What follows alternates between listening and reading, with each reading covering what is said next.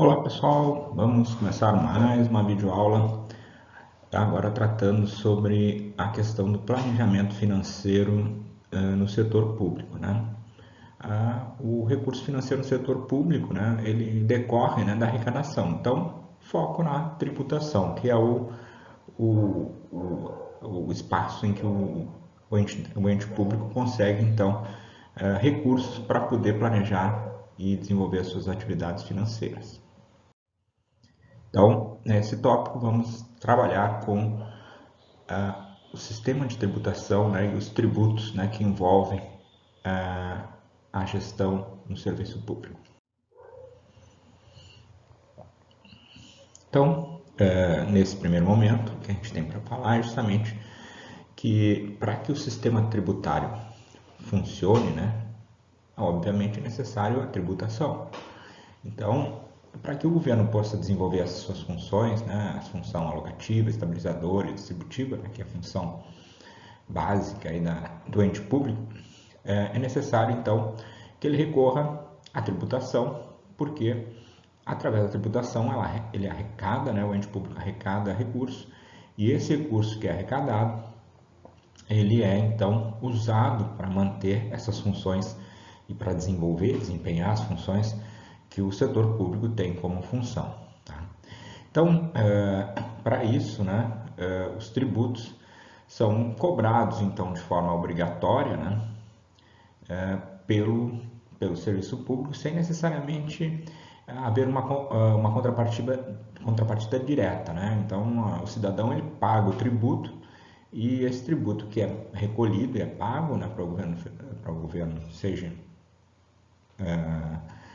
federal, estadual, municipal, ele vem de forma indireta, né? Porque na verdade todos os investimentos, todos os serviços a instituição pública realiza é em benefício do cidadão, mas nem sempre quem contribui mais tem mais retorno, quem contribui menos tem menos retorno, porque na verdade o recurso é arrecadado, vai para esse bolo e aí então o gestor público define, né, para onde é que ele quer investir os recursos. Bom, o sistema tributário ele precisa arrecadar aquilo que seja necessário, né, procurando causar um impacto mínimo possível, né, para quem trabalha, para o cidadão de uma forma geral. Então, a lógica, né, é que o sistema tributário ele seja mais neutro possível, mais neutro. Né? Quanto mais neutro, melhor, mais eficiente vai ser considerado esse tributo. Né? Então, a neutralidade é uma condição em que o tributo não seja o provocador de algumas diferenças grandes na sociedade. É bem complicado isso, porque a gente às vezes tem uma série de tributos que tem alíquotas muito diferentes, e o problema não é ter alíquota diferente, mas às vezes características de serviços ou de produtos muito semelhantes com alíquota diferente, né? Então, a neutralidade é quando eventualmente tu pode ter até um tributo que tem um peso maior, mas em cima de algo que tem um valor maior, né? Então, que deixa a situação mais neutra. O problema é quando nós temos coisas que são muito semelhantes e têm formas de tributação muito diferentes. Né? Então, isso é uma preocupação grande.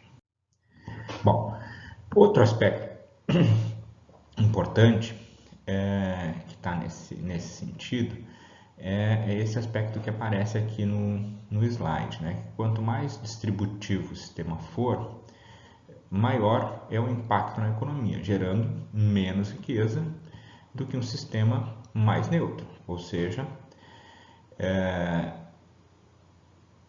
se eu afetar, implicar em alíquotas mais elevadas para produtos, né?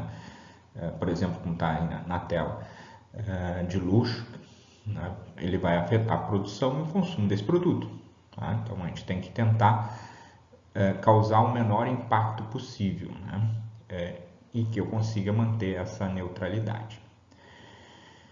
Por isso que no Brasil é muito complexo fazer uma ampla reforma tributária, tanto é que é só ver que faz anos que tem, entra e sai governo e está sempre se discutindo reforma tributária, né? Agora tem outra reforma tributária a caminho, não sei se vai chegar a alguma conclusão ou não, mas o processo é tão complexo que ele tem que ir em etapas, tem que ir promovendo alguns ajustes, né, para se poder chegar, né, a um equilíbrio e a uma situação em que o ente público não deixe de arrecadar, porque ele precisa da arrecadação para manter aquela estrutura, e ao mesmo tempo ele não onere o contribuinte, né? Seja pelo imposto sobre o consumo, seja sobre o salário, sobre tentar equilibrar esse processo todo. Bom, sendo assim, alguns princípios de tributação devem ser seguidos, né? E é isso que a gente vai conversar um pouquinho na sequência agora, esses princípios de tributação. Então, um princípio primeiro, né, que seria que está relacionado à capacidade contributiva do cidadão, é o princípio da equidade, né? Seja ela vertical ou horizontal, né? Seria uma forma de justiça social, ser equitativo aí na cobrança dos tributos, tá? O tratamento igual aos que têm as mesmas condições, né? Essa ideia que eu estava falando agora há pouco, assim, se tu cobrar mais imposto para algum tipo de atividade que tenha mais capacidade de pagar esse tributo, mas tu for equitativo, ou seja, tenha uma equidade entre todos, tá bem. Então, a equidade, a neutralidade não é cobrar a mesma alíquota para todo mundo, né? É a gente equilibrar os grupos que compõem essa capacidade, né? Então, se a gente está cobrando uma alíquota maior para aqueles que têm melhores condições de pagar, não tem problema, desde que seja igual para todos, ou seja, dê a mesma condição para todos que têm essa mesma capacidade. Tá? Da mesma forma, os que têm menor capacidade vão ter menos, mas tendo a mesma condição. Essa equidade é que é importante nesse processo todo.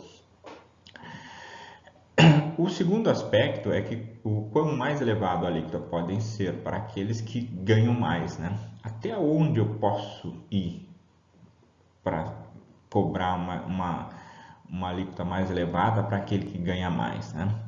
Porque se eu quero manter uma condição equitativa, né, uma equidade, eu tenho que ter um certo equilíbrio. Tá?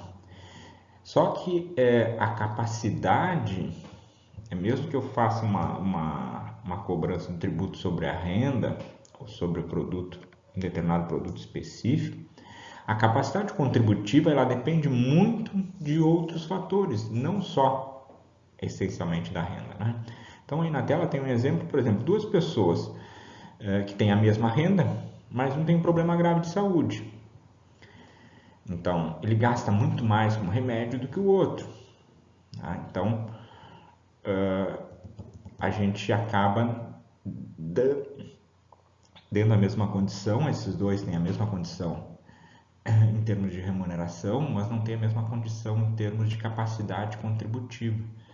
Então, um vai ter mais dificuldade que o outro, né? Então, a gente tem que ser neutro nesse sentido, né?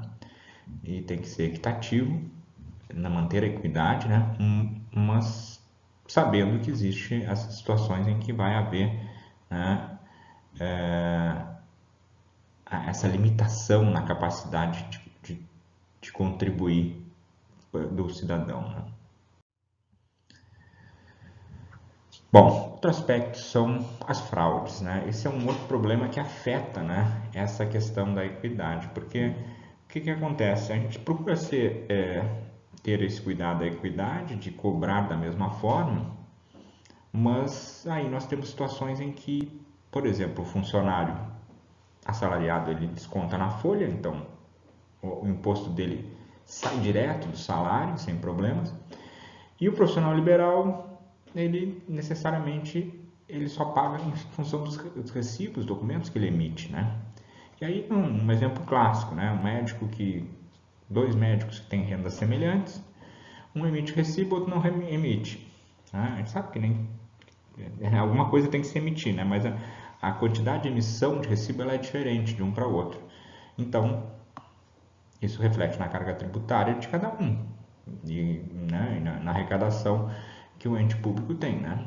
E aí, né, vai vir um aspecto que a gente comenta mais adiante da fiscalização que é necessária para tentar equilibrar isso, porque senão a gente não consegue seguir esse princípio da equidade, né, na sua essência.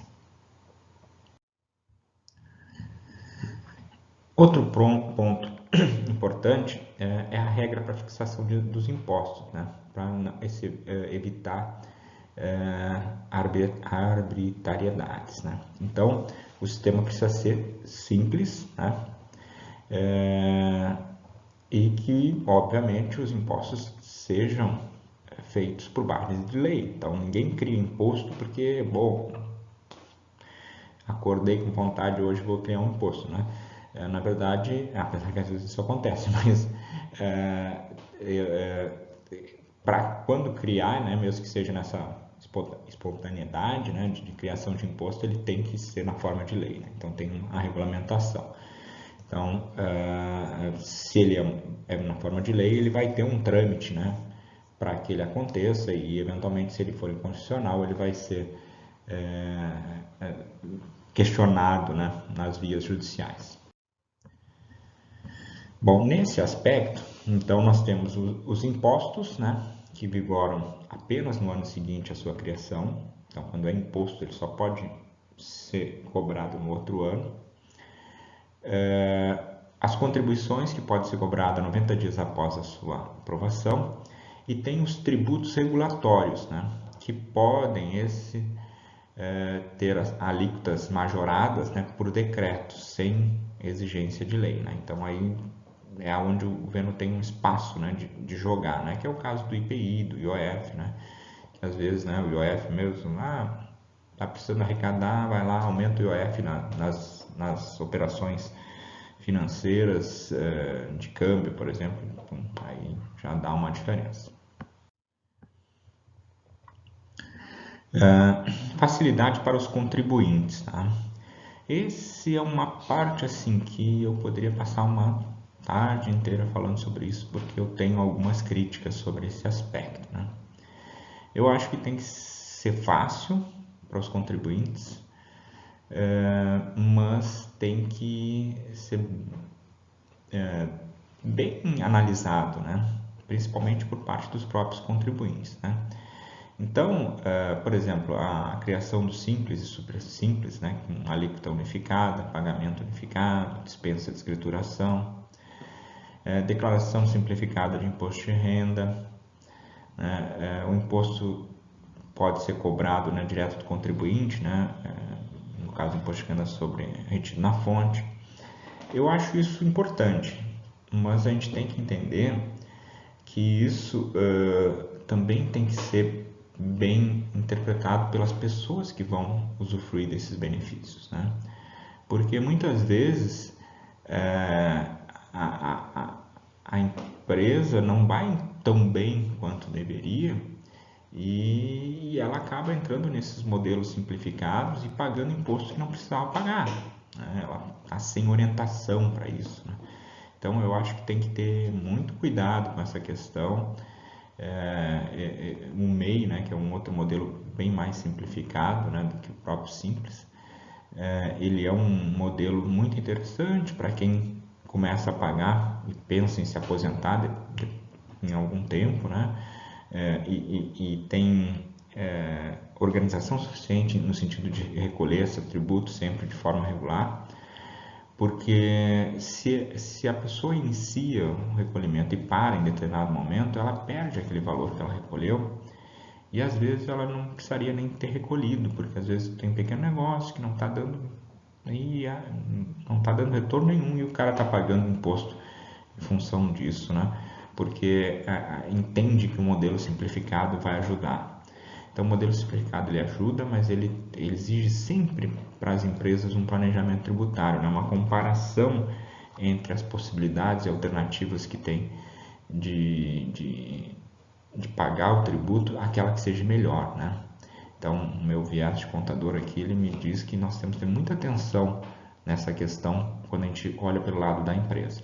É óbvio que pelo lado do ente público, ótimo, né? É instrumento fácil de arrecadação, porque no momento em que tu facilita o processo de arrecadar, o contribuinte acaba arrecadando até o que não precisa, né? Porque entre ter o trabalho de repente buscar uma orientação, ter que pagar um contador ou alguém para orientar ele, ele vai lá e paga o simples, e aí ele acaba recolhendo, recolhe, mesmo que às vezes esteja com uma situação de prejuízo, que não precisaria nem recolher determinados tributos, ele acaba recolhendo. Por quê? Porque o governo incentiva, facilita o processo para recolher, né? De uma certa forma, ele incentiva o recolhimento do imposto. Tá? Então, eu acho que assim, isso para o governo é um instrumento ótimo, porque toda vez que se cria uma campanha nova de adaptação de simples ou de MEI, coisa assim, arrecada-se milhões, né? Naquele momento inicial, depois as pessoas param de recolher, vai diminuindo e tal, mas arrecada, é instrumento de arrecadação, né? De facilitar. E o governo vai buscando, quando ele cria um sistema tributário muito complexo, como é no Brasil, uma das alternativas é criar coisas novas para arrecadar. Então, tu cria um modelo que unifica outros tributos, outras ações anteriores para facilitar a arrecadação. Mas é um modelo. Bom, baixo custo no sistema arrecadador. Porra, esse é a gente diz uma contradição, né?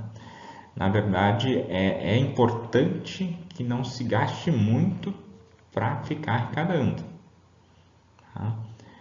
Mas, por isso deve ser barato, né? E o menor possível, mas não pode ser tão barato que nem no Brasil, que não consegue fiscalizar o mínimo possível, né? E acaba trazendo uma série de desigualdade, porque justamente há essa diferença, né? Então, o baixo custo do sistema arrecadador, sim, mas mantendo uma condição mínima de fiscalização para que todos possam contribuir de forma igual, senão torna desigual o processo.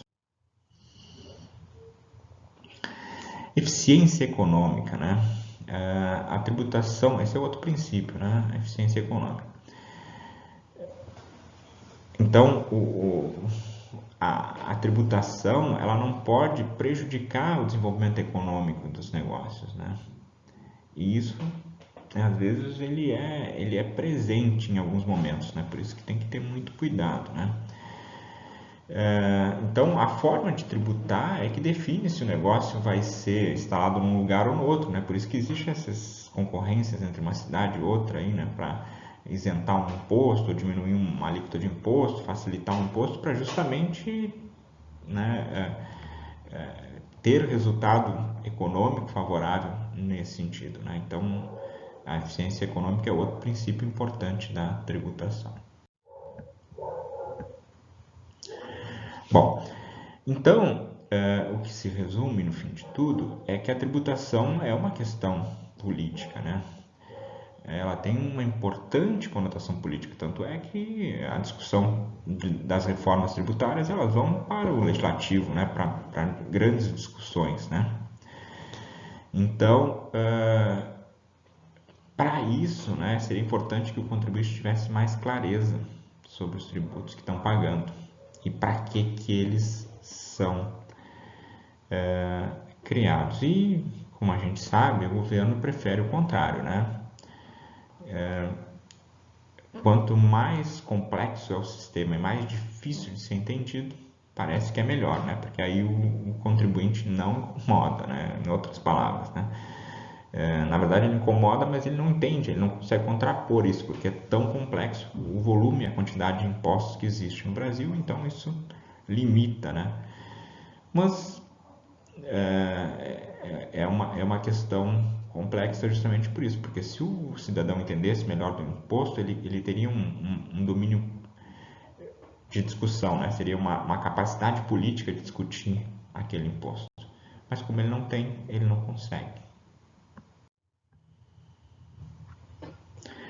Bom, a incidência tributária, né, ela vai variar de acordo com vários aspectos, né? Então,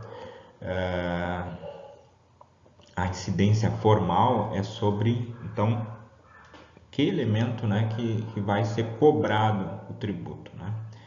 E a incidência real então sobre o tipo de tributação, né? Então a formal bom, eu vou cobrar fulano de tal.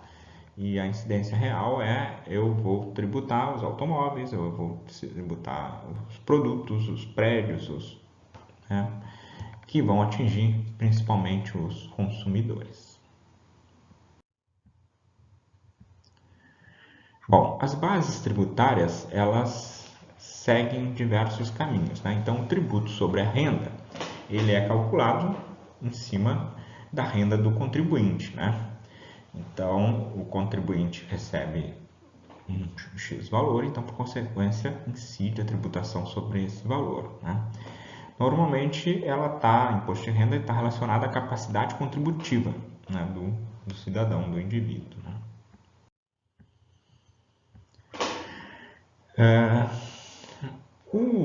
As bases tributárias, né, o tributo sobre produtos e serviços, eles estão relacionados ao consumo, né? Então é um tributo de consumo, à medida que ele só aparece no momento em que há o consumo, né? E o consumidor final é que arca então com esse tributo, porque por mais que ele vá numa escala, né, de uma incidência inicial na matéria-prima, depois no produto transformado, quando o consumidor final paga, ele paga com todo esse tributo inserido, né? Então, o imposto sobre o valor adicionado ele é cobrado ao longo, né, da cadeia contributiva e acaba então resultando ao final no contribuinte final. O tributo sobre produto e serviço, né, ele é uma referência aí na relação entre consumo e poupança, né? Então, quando se tributa a renda, diminui o consumo e a poupança.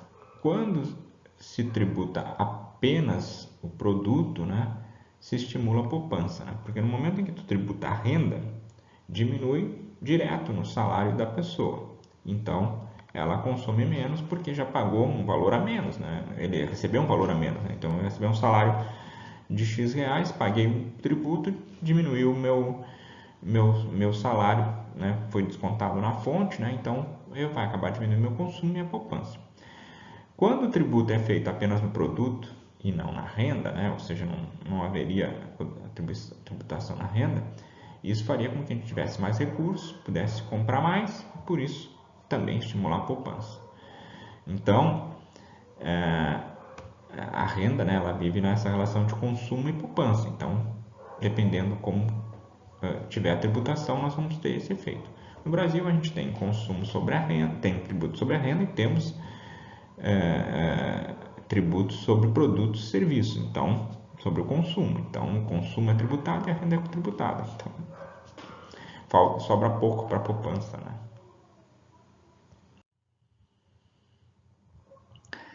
Bom, os tributos sobre os salários, né, eles são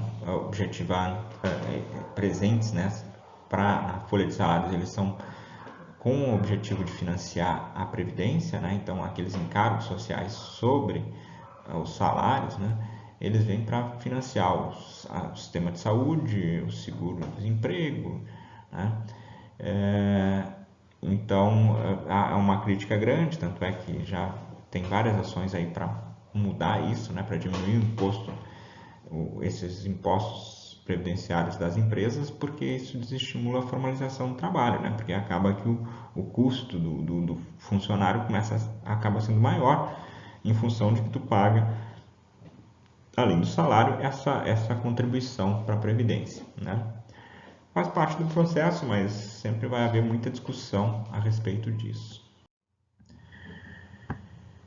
Outro base tributária importante é o tributo sobre as propriedades, né? Então, o IPVA, IPTU, né? Então a gente paga imposto sobre automóveis, sobre imóveis que a gente tenha e outros bens que a gente recebe, doação, herança, tudo isso aí são tributos sobre propriedade, né? que também fazem parte, né, dessas bases tributárias que existem no nosso sistema tributário brasileiro. Bom, então para fechar, né, tudo isso, né, constitui-se na forma de um sistema tributário nacional. Né? Esse sistema tributário envolve União, Estados e municípios. Todos eles precisam arrecadar para manter os investimentos que eles pretendem fazer. Né? A União, em primeiro lugar, depois Estados e municípios, né, são os maiores arrecadadores, né? Então, partindo da União. Apesar da maior arrecadação dos tributos, né, estar relacionada com o ICMS, IPI, COFINS, PIS, né, isso aí acaba fazendo com que os estados arrecadem muito também, mas tem uma importância grande nesse processo. O segundo, então, são os tributos sobre salários, né, relacionados à Previdência, e em seguida os sobre a renda e, por último, os impostos sobre as propriedades, né, como volume de recursos de arrecadação do sistema tributário brasileiro. Eu gostaria de encerrar essa aula falando que justamente o sistema tributário brasileiro é muito complexo. Eu espero que um dia consiga simplificar isso. Né? Várias reformas têm passado. Acho difícil, né? Muito difícil que essa reforma atual consiga, né, sintetizar bem isso. Não sei nem se as ideias estão bem coordenadas para isso, mas eu acredito que seria muito bom que a gente tivesse um modelo tributário mais simples, né? Porque o modelo complexo ele é difícil, né? Porque ele faz com que ajustes sejam feitos e provoquem situações que são difíceis de controlar. Vocês imaginem que um sistema tributário complexo faz com que o governante ajuste uma alíquota daqui, uma alíquota de lá e aumente a arrecadação sem afetar todo mundo, afetando um grupo específico e às vezes esse grupo não tem voz para contrariar e aí aquele tributo aumenta e deu. Né? Então isso é muito propício, né, para o governante, né, usar esse tipo de tributação em que a base, né, ela é complexa, é difícil, porque aí as pessoas não conseguem e que não seja tão igual, né, que tenha uma equidade para todo mundo, porque aí na hora que precisa ajustar uma alíquota, fica mais fácil. Né? Se nós tivéssemos um imposto único, seria uma maravilha, mas não ia funcionar, porque esse imposto ele teria que ser sempre igual, nunca poderia mudar. E o ente público vai precisar de recurso para arrecadar, né? Olha o déficit, né, primário aí que anda batendo a porta de tudo que é instância governamental. Para ter dinheiro tem que arrecadar, e aí para arrecadar um sistema tributário complexo facilita isso. Né? O ideal era que tivéssemos um imposto único, mas eu acho muito, muito, muito difícil. Vai ter uma reforma, junta 2 impostos aqui, junta 3 ali, cria um novo, bota mais um outro e aí tem que manter a arrecadação. Né? O problema é esse. Mas a ideia era essa, planejamento financeiro do setor público, ou seja, a capacidade de pagamento do setor público, ela está muito associada à capacidade de arrecadação. E a capacidade de arrecadação é determinada pela forma de tributação que o ente público tem. E aí, então, isso tudo faz com que essa engrenagem funcione, né? Arrecada para poder ter recurso financeiro, então planejar o orçamento e as atividades no setor público. Valeu, pessoal. Até a próxima. Abraço.